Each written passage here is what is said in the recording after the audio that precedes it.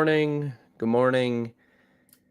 Happy Monday, everybody. Hopefully, you guys had a good weekend.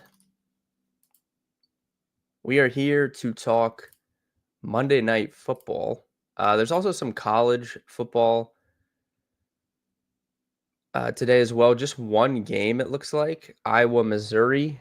Tomorrow, there's a lot of games. Alabama, Michigan at noon. Louisville, Washington at 2. South Carolina, Illinois at 3. Baylor, LSU. And then obviously Penn State, Boise State at night. So more college football to talk about tomorrow. Tonight we have Monday Night Football. We'll review this week tomorrow after this game because we'll have it'll just be easier, I feel like. So we'll review this past week tomorrow. We'll talk obviously about all the scenarios for this upcoming week. There'll be a lot of teams that are, resting people, not playing people.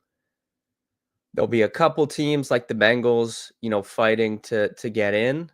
That's really the big situation for the upcoming week. Bengals need to win and they need the Broncos to lose. The problem is the Chiefs are not going to play anybody. So the Broncos are -8.5. So it's going to be a tough road for the Cincinnati Bengals to get into the playoffs. Unfortunate that, the Chiefs have this number 1 seed locked up. They're not going to play anyone. Neighbors for 2. Yeah, Keaton. Yesterday, DFS up and down for me. My cash team, I didn't like how chalky the slate was. Honestly, with it only being 8 games, there really wasn't a lot of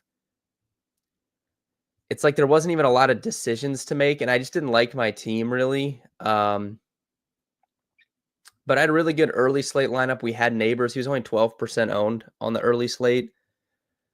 Honestly, if Josh Downs had did anything, probably would have been close to like a tournament winner on the early slate. Cashed very well, but Josh Downs ultimately held us back. I think we had a Joe Flacco double with Pittman and Downs and Neighbors on the other side. We had Bucky Irving. We had Saquon Barkley, Philly defense. No Mike Evans, kind of hurt. So that was kind of like what kept us out. Obviously, we didn't have the Buccaneer stuff, but Flacco and Pittman like ended up doing pretty well.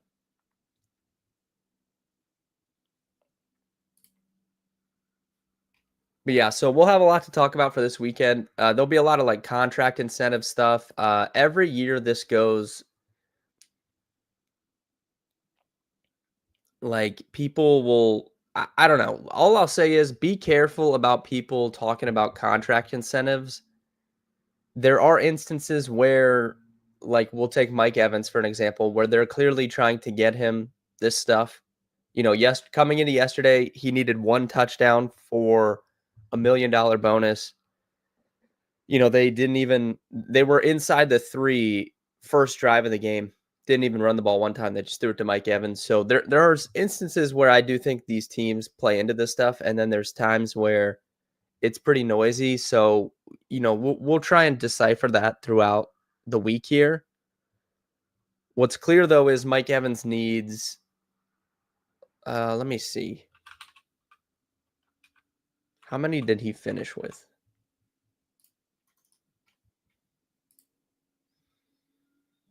He has 915. So he needs 85 yards on Sunday. I'm assuming his prop line is going to be at that or higher. But we'll go through all the incentives later this week. We'll go through. There's really just like no scenarios this week, as in other, years. Like the teams are already pretty much locked in. We will have next week the Lions Vikings for the number 1 seed and for the division on Sunday Night Football. That'll be awesome. And then obviously we'll have this if somehow the Chiefs backups can beat the Denver Broncos, that could, give us something to talk about here with the Bengals. Tonight, though, we have a good game. Lions 49ers. A lot of people were questioning, will the Lions play their guys, because this is a meaningless game. It doesn't matter, if they win or lose, it has quote unquote no effects on anything. It does actually have an effect on things, because if the Lions were to win this game and then tie the Vikings, they would get the number 1 seed and the win uh, in the matchup. So if they win tonight, they can get in with a tie next week for the number 1 seed. I think if they lose, they have to win. But not saying they're going to be playing for a tie. I'm just saying there is a small kind of thing that affects this. But a lot of people were questioning, why are the Lions playing guys in this game? They need to make sure everyone's good for next week. That's really just not how the Lions operate. You can disagree with it if you want. It may come back to haunt them if they lose someone, to an injury tonight. But, that's just not how they operate. This is also a revenge game for the Lions. They lost to the 49ers in the NFC Championship game last year in San Fran. I'm sure they want to go win this game. They're -3.5. The 49ers, I would say, are kind of like dead. Like you kind of saw they got eliminated before their game started last week against the Dolphins, and then they came out and really just played terrible, right? They lost 29-17.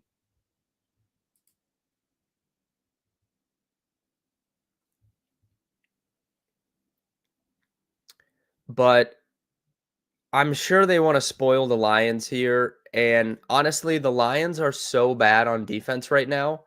I would expect the 49ers to at least be able to score some points, right? I mean, the total of the game is 50.5. And the Lions, they're just so banged up on defense. I mean, look at what the Chicago Bears did against the Lions last week, right? 34-17 was the final score, but Caleb Williams, 334 yards, 2 touchdowns.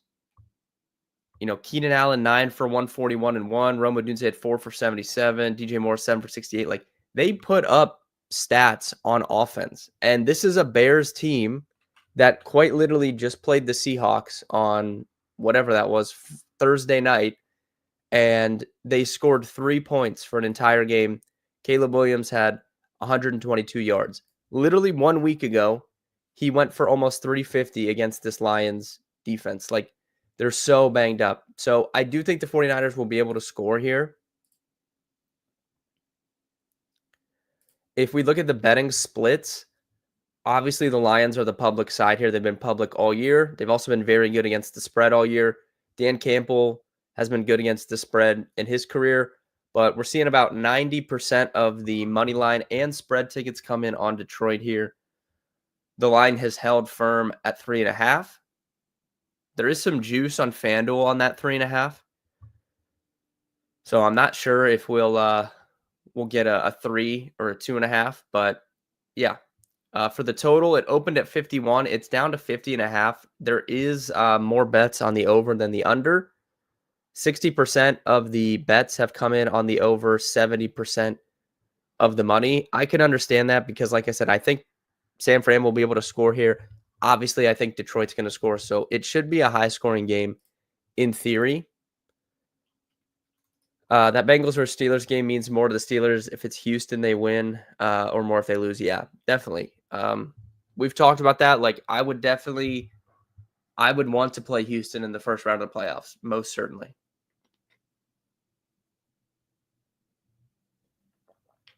So as you can see on the screen here, Detroit has the biggest differential in terms of winning this game. San Fran has the worst number here for a home team, but it's only a 3.5 point spread, right? I think typically seeing this, them having the biggest differential, for example, the Patriots, they had the second, they were 5.5 point underdogs.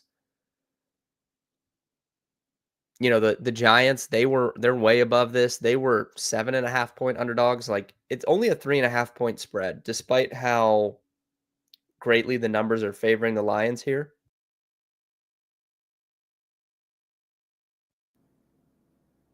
So I think that's interesting. I mean, it's really tough for me to bet a side of this game because I think that the right play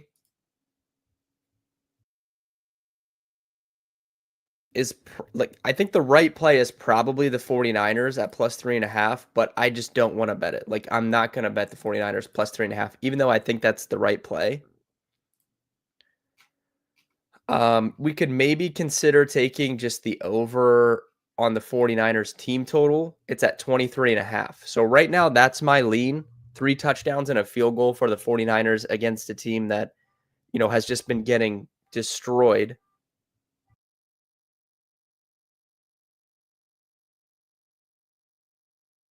So that's probably where my lean is right now.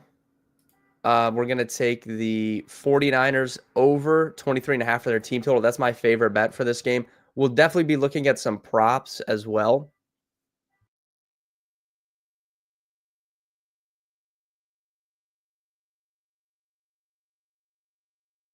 Can you remember the last time when a team rested 2 weeks and lost in the division round? Yeah, I mean, I don't know if there's like a trend for that. I'm pretty sure there is, to be honest. I feel like most teams usually don't rest their guys if they're going to have that extra week off. But at the same time, the Chiefs have a long history of doing this.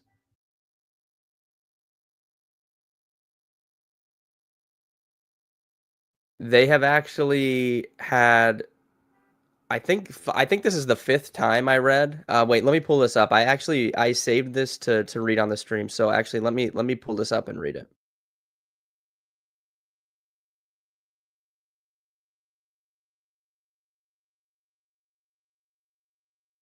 Okay, so this will be the fifth time under Andy Reid that Kansas City has gone into Week 18 having sealed its playoff seeding. In each one of those previous instances, 2013, 17, 2020, and 2023, Reid opted to rest his starting quarterback and some other key players.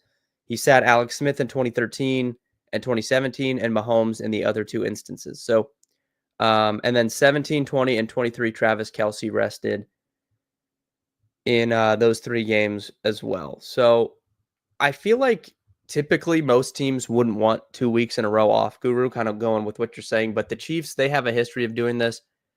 They've also, if any team can get away with it, it's them just because of the team chemistry they have and the kind of stability they have with their quarterback and coach. So, yeah, I think that's fine. Obviously, the Lions/Vikings, they will not have to make that decision because they're going to be playing a game next week for the number 1 seed. So they will have all played in week 18. But it's interesting to kind of talk about. For props, though, I mean, we're going to have to look at some 49ers props in this one if we think they're going to score. I had a big bet. I don't know if you guys remember, we took Brock Purdy over his passing yards a few weeks ago in that Thursday night game, and then it just was like monsoon rains, and he did nothing. I'm kind of like interested in running that back, maybe taking him over 255.5, the over 1.5 passing touchdowns. I'm kind of debating it. Obviously, like George Kittle, when it comes to receiving, we like to target Detroit over the middle of the field. That's really where George Kittle is going to operate. His props at 66.5. I think you could alt that up. Obviously, he's my favorite touchdown play, I think, for tonight. But if you're gonna take George Kittle touchdown, I think you parlay this with a Lions player because we know they're gonna score touchdowns. So, like, if I'm gonna bet a plus 150 on George Kittle, I might as well pair it, at least with St. Brown or even Jahmyr Gibbs, right? That would get it to, plus 240 because we know that the Lions are gonna score some touchdowns, and there's only so many guys that are going to score from their team. Gibbs, St. Brown, Jamison Williams, Laporta. It's kind of that group, right? With Montgomery out, like that takes a big guy that could score touchdowns out of the picture. So you really have 4 guys to choose from. So I might do like a Kittle St. Brown parlay for plus 350. I like Kittle for first touchdown as well at 11-1. I think that's pretty good value. If you want to do the tight ends, both tight ends, both obviously went to the same college. That would get you plus 550.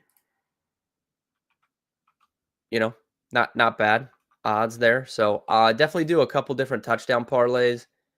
But I think overall, my favorite bet is going to be that 49ers over 23.5 team total.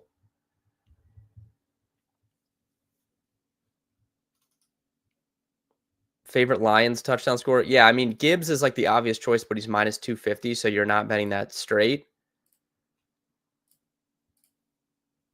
So it's just St. Brown or Laporta. I would just pick. It's really just 4 guys: Gibbs, St. Brown, Laporta, Jameson Williams. I mean, yeah, like Tim Patrick has scored some touchdowns, but you're really not predicting that. So you just have 4 guys to choose from. And honestly, I mean, their team total is, 27.5. So that right there puts them basically at 4 touchdowns. Like they could just all 4 score. Like I would not be surprised.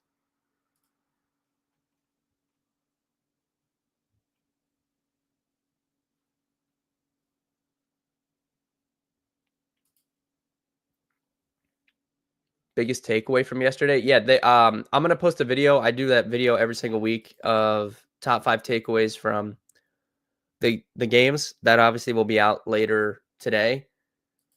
I would say, off the top of my head, I think the biggest takeaway for me this season and this week and week 17 is, will we have to evaluate going forward how to handle fantasy football championships? Like if we get to this point to where teams are going to be resting guys who are like these teams that aren't in the mix, for playoffs, if they're going to be resting guys in week 17, it's going to be hard to keep having your fantasy championships in that week.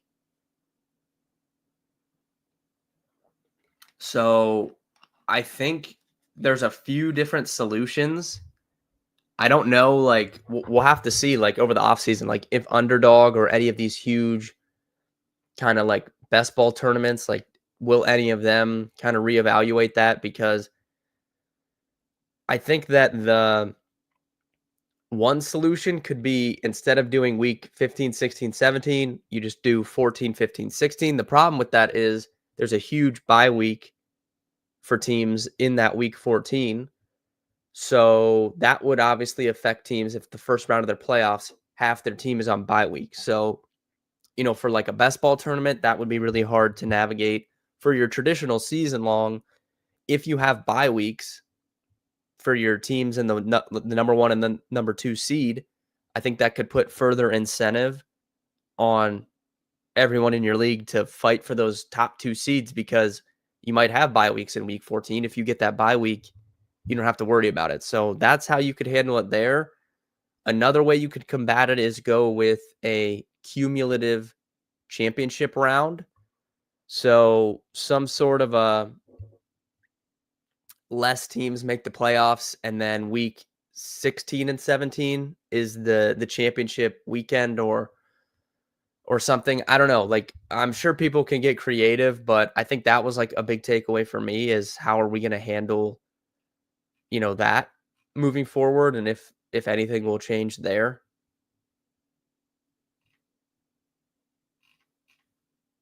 Obviously, the Commanders winning that game last night, that's a big takeaway for like the Falcons and the Buccaneers, right? A lot playing into that. I really wanted the Falcons to win that game. I thought that would have been fun. I wanted Michael Penix, in the playoffs, obviously. So that was unfortunate, but I mean, he did his part, right? He led them down, scored, tied the game. Terrible clock management from the Falcons on that last drive. I don't understand why they didn't call that timeout when there was like 40 seconds left. That was perplexing to me. And then he never got the ball in overtime, so nothing he could do about that. But I feel like Atlanta has some stuff to build off of. Kadar, what's up? Yeah, just terrible. I literally there's nothing you can say. I didn't see if Raheem Morris said anything after the game. I didn't watch. I just went to sleep.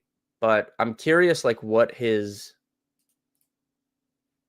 answer was to that, because there's just nothing that you could possibly say to explain why they didn't call a timeout. That was so stupid. Even someone playing Madden would have known to like call a timeout there. Interesting.